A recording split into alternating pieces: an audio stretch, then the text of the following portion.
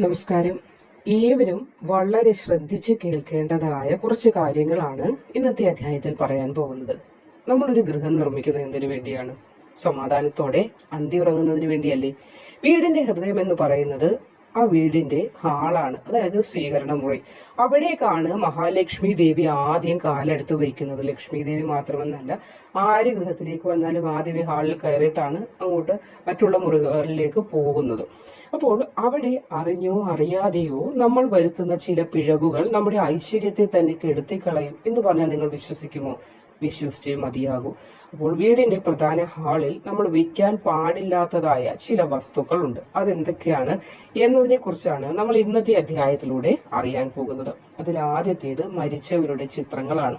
അതായത് നമ്മളെ വിട്ടുപിരിഞ്ഞ കാരണവന്മാരുടെയോ ഒക്കെ ചിത്രങ്ങൾ നമ്മൾ സ്നേഹ പുരസ്കാരം, അതായത് നമ്മൾ അവരോടുള്ള സ്നേഹവും ആദരത്തിന്റെയൊക്കെ കാരണം കൊണ്ട് നമ്മൾ സൂക്ഷിച്ചു വെക്കാറുണ്ട്. പക്ഷെ അത് ഒരു കാരണവശാലും കയറി വരുന്ന പ്രധാന വാതിലിന് നേരെ മുകളിലായിട്ട് വയ്ക്കുന്ന ഒരു രീതി എവിടെയെങ്കിലും ഉണ്ടെങ്കിൽ അതൊന്ന് മാറ്റേണ്ടത് അത്യാവശ്യമാണ്. വാതിലിന്റെ വശങ്ങളിലേക്കോ അവിടെയൊക്കെ ഭിത്തികളിലൊക്കെ വയ്ക്കുന്നത് കൊണ്ട് ഒരു കുഴപ്പവുമില്ല. പക്ഷെ കയറി വരുമ്പോൾ തന്നെ നമ്മൾ കാണുന്ന വാതിലിന് മുകളിലായി സൂക്ഷിച്ചു വെച്ചിട്ടുണ്ടെങ്കിൽ അത് ഒഴിവാക്കേണ്ടത് അത്യാവശ്യം തന്നെയാണ്. ഇനി അടുത്ത രണ്ടാമത്തെ കാര്യം, മുടി. വീടിന്റെ ഉമ്മറത്തോ അതല്ലെങ്കിൽ ഹാളിലോ പെണ്ണുങ്ങളുടെ തലമുടി ചിതറിക്കിടക്കുന്നത് അങ്ങേയറ്റം ദോഷകരമായ ഒരു കാര്യമാണ്. നമ്മൾ ഹാളിലൊക്കെ നിന്ന് മുടിയൊക്കെ ചെയ്യുമ്പോൾ അത് സ്വാഭാവികമാണ്, തലമുടി പൊഴിയാറുണ്ട്. പക്ഷേ അത് മൂദേവിയെ വിളിച്ചു വരുന്ന രീതിയിൽ അത് അവിടെ ഇവിടെ ചിതറിക്കിടക്കുകയാണെങ്കിൽ എടുത്തു മാറ്റേണ്ടത് വളരെ അത്യാവശ്യമാണ്. അല്ലാത്ത പക്ഷം അത് ഗൃഹത്തിലേക്ക് മൂദേവി വാസം വന്നു കയറുന്നതിന് സാധ്യമാകും.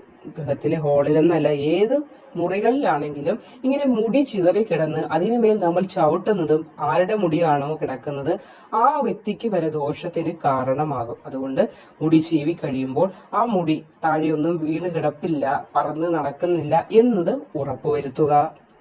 ഇനി മൂന്നാമതായി കൂർത്ത ആയുധങ്ങളാണ്. അതായത് കത്തി, കത്രിക, ചൂല്, ഇതൊന്നും അലക്ഷ്യമായി വീടിന്റെ പ്രധാന സ്വീകരണ മുറിയിൽ കൊണ്ടുവന്നിടാൻ പാടുള്ളതല്ല. മൂർച്ചയുള്ള വസ്തുക്കൾ കണ്ടാൽ അവിടെ കലഹം ഒഴിയില്ല, മനസ്സമാധാനം വന്നു കയറില്ല. അപ്പം മനസ്സമാധാനം വേണമെങ്കിൽ ഇതൊക്കെ അടുക്കളയിലോ അതല്ലെങ്കിൽ വെക്കേണ്ടതായ സ്റ്റോർ റൂമിലോ ആണ് സൂക്ഷിക്കേണ്ടത്. അതുകൊണ്ട് തന്നെ കത്തി, കത്രിക, ചൂല് തുടങ്ങിയ കാര്യങ്ങളൊന്നും തന്നെ ഹാളിൽ കൊണ്ടുവന്ന് അലക്ഷ്യമായി ഇടാനോ അല്ലെങ്കിൽ ഹാളിന്റെ മൂലകളിൽ കൊണ്ടുവന്ന് വെക്കാനോ ശ്രമിക്കരുത്. ഇതിനായി പ്രത്യേക സ്ഥലങ്ങളുണ്ട്, അവിടെ വേണം സൂക്ഷിക്കുവാനായിട്ട്. ഇനി കേടായ വസ്തുക്കളാണ് അടുത്തത്. അതായത് ഓടാത്ത ക്ലോക്ക്, നിശ്ചലമായി നിൽക്കുന്ന ക്ലോക്ക്, അല്ലെങ്കിൽ കത്താതിരിക്കുന്ന, പൊടി പിടിച്ച് മാറാല പിടിച്ചിരിക്കുന്ന ബൾബ്, ഇതൊക്കെ നെഗറ്റീവ് ഊർജത്തെയാണ് കാരണമാക്കുന്നത്. അതുകൊണ്ട് തന്നെ സമയം നിലച്ചുപോയ ക്ലോക്ക്, ഇതൊക്കെ ദൗർഭാഗ്യത്തെയാണ് സൂചിപ്പിക്കുന്നത്. ഇതൊക്കെ നമ്മുടെ ഗൃഹത്തിൽ വളരെ വലിയ ബുദ്ധിമുട്ടുകൾ ഉണ്ടാകുന്നതിന് കാരണമാകും. ചില വീടുകളിലുണ്ട് ക്ലോക്കുകൾ നിലച്ച് വർഷങ്ങളായിട്ട് അതേപോലെ ഇങ്ങനെ ചിലന്തിയും പല്ലിയും എല്ലാം കൂടി ചേർന്ന് അങ്ങനെ ഇരിക്കും. അതേപോലെ ബൾബ് ഭിത്തിയിൽ കത്താതിരിക്കുമ്പോൾ അത് ഊരി മാറ്റുന്നതിനുള്ള പാടുകൊണ്ട് അത് അവിടെ തന്നെ കാണും. അത് ചിലന്തി വലയായി, ചിലപ്പോൾ അത് ഫ്യൂസായി അങ്ങ് കറുത്ത് അങ്ങനെയൊക്കെ പല രീതിയിൽ ഇരിക്കുന്നുണ്ടാകും. അപ്പോൾ ഇതൊക്കെ ഒന്ന് നിങ്ങളുടെ ജീവിതത്തിൽ നിന്ന് നിങ്ങൾ മാറ്റുക. എങ്കിൽ ആ ജീവിതം, പൊടി പിടിച്ച് കിടക്കുന്ന ജീവിതം, മങ്ങിക്കിടക്കുന്ന ആ ജീവിതം വീണ്ടും പ്രസരിപ്പോടുകൂടി ഊർജത്തോടുകൂടി മുന്നോട്ട് കൊണ്ടുപോകുന്നതിനായി നിങ്ങൾക്ക് സാധിക്കുകയുള്ളൂ. മിക്ക വീടുകളിലും ഇപ്പോൾ ആകർഷകത്തിന്റെ ഭാഗമായി ഫിഷ്ടാങ്കൊക്കെ വിൽക്കാറുണ്ട്. നല്ലത് തന്നെയാണ്, അതിന് കുഴപ്പമൊന്നുമില്ല. പക്ഷെ അത് തെക്കേ ഭിത്തിയോട് ചേർത്ത് വയ്ക്കുവാൻ പാടുള്ളതല്ല. വടക്കോട്ടോ കിഴക്കോട്ടോ ഒക്കെ നോക്കി വയ്ക്കുന്നതാണ് ഐശ്വര്യം. അപ്പോൾ ഐശ്വര്യം വരുന്നതിന് വേണ്ടിയാണ് നിങ്ങൾ ഇത് വെക്കുന്നതെങ്കിൽ ഒരു കാരണവശാലും തെക്ക് ഭിത്തിയോട് ചേർത്ത് വയ്ക്കുവാൻ പാടുള്ളതല്ല. ഇനി അമ്പലത്തിൽ നിന്ന് കൊണ്ടുവരുന്ന പ്രസാദം, അതായത് അമ്പലത്തിൽ പോയി കൊണ്ടുവരുന്ന പ്രസാദം ഹാളിലെ ടേബിളിൽ അലക്ഷ്യമായി ഇടുന്ന ഒരു സ്വഭാവം മിക്ക ആളുകൾക്കും ഉണ്ട്.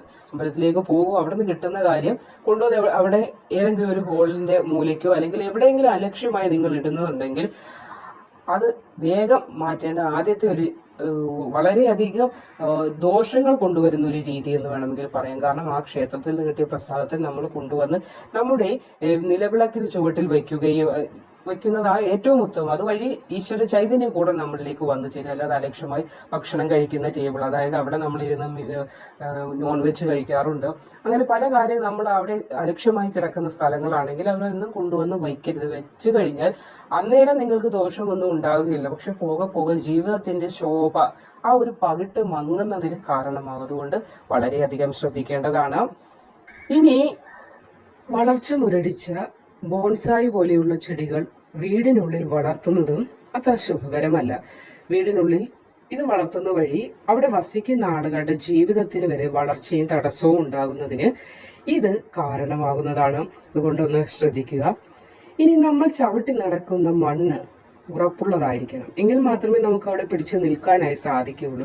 അതേപോലെ തന്നെ ഹാളിൽ ടൈലിട്ടിട്ടുണ്ടെങ്കിൽ ആ ഒരു തറയിലേക്ക് പൊട്ടിക്കിടക്കുന്നതായ വിള്ളലുകൾ വന്നതായ ടൈലുകൾ ഉണ്ടെങ്കിൽ അത് വേഗം ഒന്ന് നീക്കം ചെയ്യേണ്ടത് അത്യാവശ്യമാണ്. അതല്ലെങ്കിൽ പരാജയങ്ങൾ അടിക്കടി ഉണ്ടാകുന്നതിനും കാരണമാകും. വിള്ളൽ വന്ന ടൈലൊക്കെ നമ്മൾ പിന്നീട് മാറ്റാമെന്ന് പറഞ്ഞു വെക്കുക. ചിലപ്പോൾ നമ്മുടെ കയ്യിൽ സാമ്പത്തിക ബുദ്ധിമുട്ടുണ്ടായത് കൊണ്ടാകാം. എങ്കിലും അതിനെ അങ്ങനെ പിന്നീടെന്ന് പറഞ്ഞ് വെക്കാതിരിക്കാമെങ്കിൽ അതാണ് ഏറ്റവും ഉത്തമം. കാരണം വിള്ളൽ വന്ന ടൈലൊക്കെ വളരെയധികം നെഗറ്റീവ് ഊർജങ്ങളെ, ജീവിത പരാജയങ്ങളെ നമ്മളിലേക്ക് എത്തിക്കും. അതുകൊണ്ട് നിങ്ങൾ അതും ഒന്ന് ശ്രദ്ധിക്കേണ്ടതാണ്. ഇനി അടുത്തത് ഗ്ലാസ് പൊട്ടിയ ചിത്രങ്ങളോ ഫ്രെയിമുകളോ, അതൊക്കെ എത്ര ഭംഗിയുള്ളതാണ്, ഒരുപാട് കാശ് കൊടുത്ത് വാങ്ങിച്ചതാണ്, പൊട്ടിയതല്ലേ സാരമില്ല അവിടെ ഇരുന്നോട്ടെ എന്നൊക്കെ കരുതി തൂക്കിയിട്ടിട്ടുണ്ടെങ്കിൽ പ്രധാന ഹാളിൽ നിന്ന് അത് മാറ്റേണ്ടത് അത്യാവശ്യമാണ്. കാരണം വിള്ളലുകളിലൂടെ തന്നെ നമ്മുടെ ഐശ്വര്യം ചോർന്നു പോകും. അതുകൊണ്ട് തന്നെ നമ്മൾ പറയാറുണ്ട് ചോർച്ചയുള്ള പൈപ്പ് വേഗം മാറ്റേണ്ടതാണ് എന്നൊക്കെ. നമ്മൾ ഇത് നിസ്സാരമെന്ന് കരുതുന്ന കാര്യങ്ങളായിരിക്കും നമ്മുടെ ജീവിതത്തിൽ വളരെ വലിയ ദോഷങ്ങൾക്ക് കാരണമാകും. നമ്മൾ പറയാറുണ്ട് പല തുള്ളി പെരുവെള്ളമെന്ന്. തുള്ളിയായി വീണ് അത് പെരുവെള്ളമായി മാറും.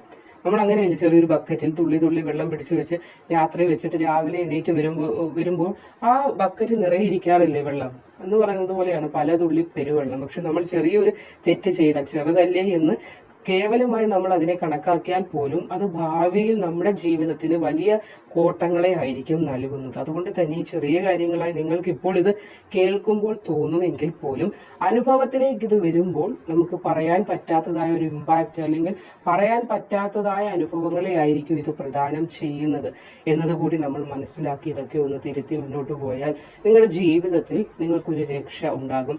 അതിലുപരി ഗൃഹത്തിലേക്ക് ഐശ്വര്യം, ലക്ഷ്മി ദേവി, കുബേര ഭഗവാൻ ഇവരൊക്കെ എപ്പോഴും വസിക്കുകയും ആ ഗൃഹത്തിലുള്ളവർക്ക് സന്തോഷം, സമാധാനം, ഐശ്വര്യം ഇതൊക്കെയും വന്നു ചേരുകയും ചെയ്യുന്നതാണ്. അപ്പോൾ ഈ വീഡിയോകൾ നിങ്ങൾക്ക് വളരെ ഉപകാരപ്രദമായി എന്ന് തോന്നുന്നെങ്കിൽ ചാനൽ ഒന്ന് ഫോളോ ചെയ്യാനായിട്ട്, നമ്മുടെ ഫേസ്ബുക്ക് പേജ് ഒന്ന് ഫോളോ ചെയ്യാനായിട്ടൊക്കെ നിങ്ങൾ ശ്രമിക്കുക. അതേപോലെ യൂട്യൂബ് വീഡിയോ ഉണ്ട്, അതൊക്കെ നിങ്ങളൊന്ന് കണ്ട് സപ്പോർട്ട് ചെയ്യുക.